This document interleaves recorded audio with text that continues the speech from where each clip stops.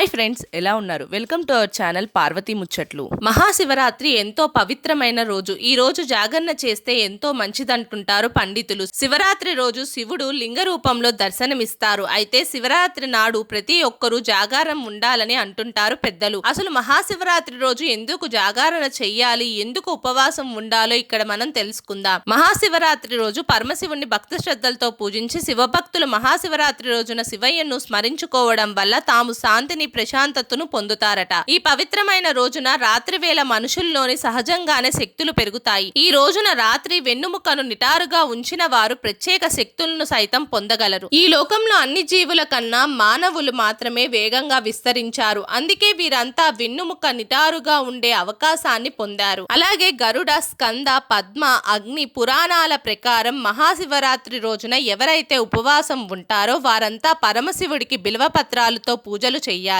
ఇక రాత్రి సమయంలో జాగరణ ఉండడం వల్ల శివయ్య నరకం నుంచి రక్షిస్తాడట, మోక్షాన్ని ప్రసాదిస్తాడని చాలా మంది నమ్ముతుంటారు. మా వీడియోస్ కనుక మీకు నచ్చినట్టయితే మా ఛానల్ని లైక్ చేయండి, షేర్ చేయండి, అలాగే సబ్స్క్రైబ్ చేసుకోవడం మాత్రం అస్సలు మర్చిపోకండి. మరిన్ని ఇలాంటి వీడియోస్ కోసం మా ఛానల్ని ఫాలో అవ్వండి.